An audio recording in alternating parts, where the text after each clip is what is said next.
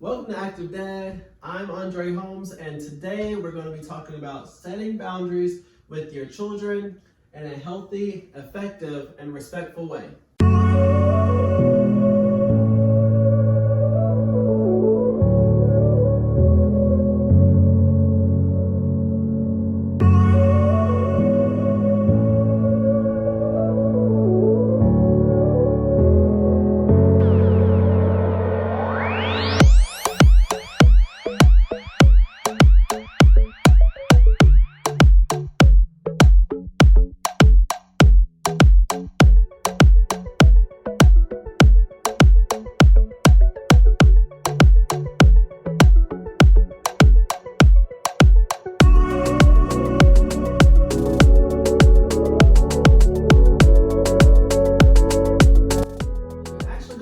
Four steps to setting boundaries with your children in a healthy, effective, and respectful way. So usually when I set a boundary, I'll start with what they cannot do. So in this example today, we're going to be using bathtub boundaries.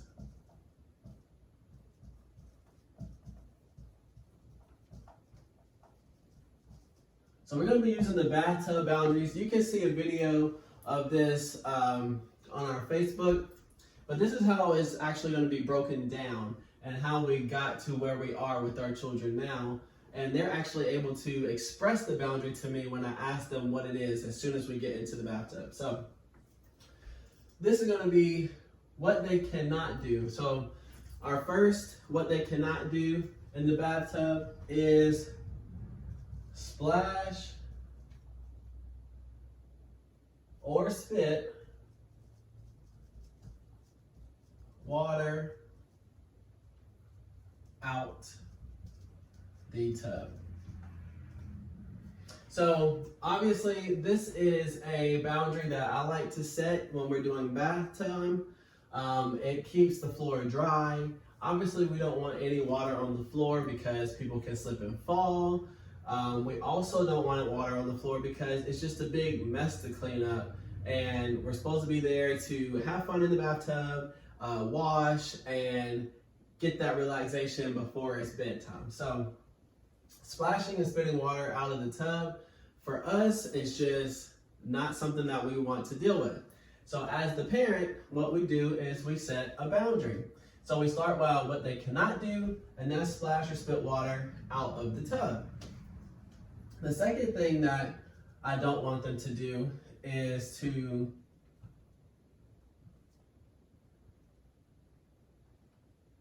spit water at each other's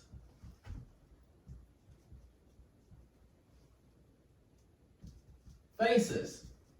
So the second thing I don't want them to do while they're in there is to spit water at each other's faces. So it may be different for your children, but usually once the water starts getting spit in each other's faces, that's when people are yelling stop, that's when people are getting upset, that's when people are retaliating, and it's just not a good situation. So these are the two things that I would not like them to do while they're in the bathtub. So the second thing that we want to do, setting a boundary, is tell them a reason why.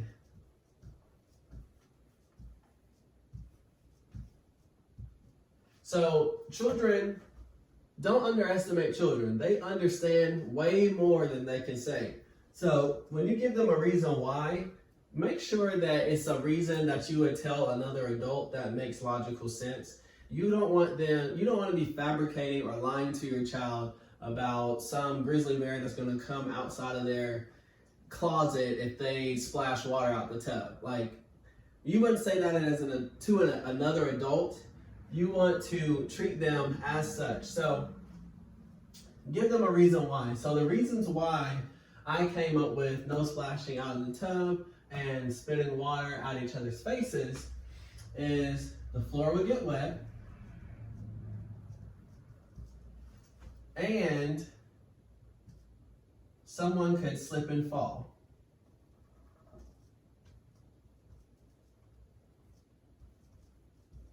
Causing somebody to get hurt. So this is logical, factual information. Obviously the floor is going to get wet, that's a fact. slip and fall has happened on multiple occasions, and they have gotten hurt a little bit already. So when I tell them a reason why, you want it to be factual. So state the facts. Don't add anything. Don't tell them some monster's gonna come out of the closet and eat them or something if they splash water out the tub. Use the facts. Sometimes it may be hard to give them a legit reason why, but it's in there somewhere. You just gotta try hard enough. So the floor will get wet, slip and fall, and then our reason why for spitting water in each other's faces, honestly, it's because you don't like it.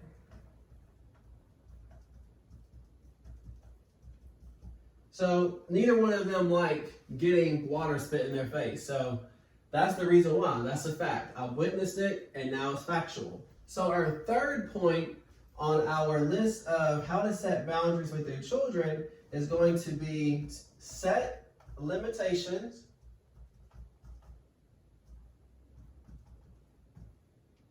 or explain what the natural consequence will be. So these are two different things, setting a limitation and natural consequence. So setting a limitation is, for me, when we're talking about the bathtub boundaries, is if what they cannot do is broken here, after about one warning, then the limitation that I set is we immediately have to get out of the tub, drain the water, and then move on to the next activity, which after bath time is getting a story read and then bedtime. So a natural consequence of one of these boundaries being passed, splashing water out of the tub or spitting water in each other's faces, would be your reasons why. So the floor would get wet, that's a natural consequence. Your slip and fall, that's a natural consequence. And then you don't like it, so if you do it to somebody else and they do it back to you, that's kind of a natural consequence. I don't have anything to do with that at that moment. So the fourth way to setting boundaries with our children would be to tell them what they can do.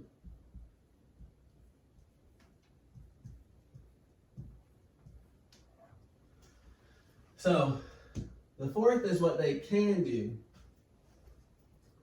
You don't want to forget number 4. This is almost the most important step of all of these, is letting your children know what they can do. If you just do 1, 2, and 3, then you're just going to seem like a dictator, and it doesn't seem like a respectful relationship.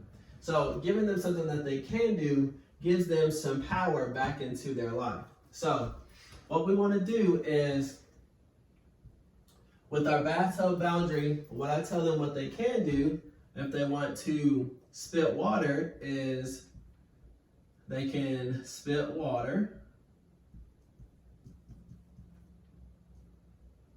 on the back wall of the tub. So we all know what a bathtub looks like, and most of us have a wall, and then you have an open spot where you climb in. I don't mind if they spill water at the wall opposed to outside the tub on the floor. So because spitting water in and of itself is not bad. We all have spit water before. If you do it outside, if you do it rinsing your teeth, it's not a bad action. But the way that we're doing it is what we want to change. So what they can do is spit water in the back of the wall of the tub. And I even make it fun. I say, hey, you can spit water on the back of the tub and make a waterfall. They also like to get these little cups that they have in there, and instead of dumping it outside of the tub, I tell them they can dump it on the wall side of the tub so it makes a waterfall. So you'll see them actually playing and doing that opposed to dumping it and putting all this water on the bathroom floor that we have to clean up or somebody slips on. So this is 4 ways of setting healthy, respectful, and effective boundaries with your toddlers. What they cannot do, hey, I don't want you to spill water outside the tub. Reason why? You can slip and fall and somebody could get hurt. The limitation, if you do these things, then I'll need to take you outside the tub and then the bath time will be over. We can try again tomorrow. But what you can do is put water on the back of the tub wall and make a waterfall.